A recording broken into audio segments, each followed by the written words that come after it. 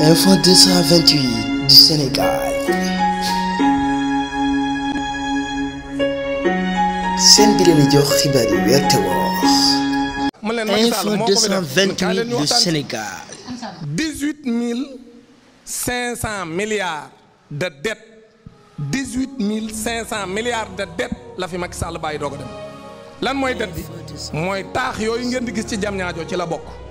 moo tax bi ma toogee président de la République bi mu ñëwee ubbi si le basketball Africa League ma ne ko président infrastructure yi da yaa koy fay ndaxte c'est l'encours de la dette. waa léegi ki tabax dem yoonam ci alalu askan wi te lu ci ëpp da koo sàcc ci yóbbaale moo ay ministre am yow président bi moom ñëw di liggéey di fay bor yi mu fi bàyyi te bor yi mooy taax yi ñuy wax taax yi ci la bokk. Dakar Arena le stade Abdoulaye Wade l'hôtel Radisson Diamniadio le centre des expositions 21 000 mètres carrés c'est vrai que c'est des infrastructures de qualité mais ki ko def dem na fayu ko kan moo koy fay Bassirou Diomaye Faye moo koy fay. léegi bu ma ci waxee ñu ne non non Dame Mbodj Macky Sall li mu fi def kon baax na ndaxte yaa ngi ciy wax mais su ma ciy wax alalu Sénégal la du alalu Macky Sall Macky Sall bi muy jël nguur gi en 2012 mënul woon a fay appartement buy jar 400 000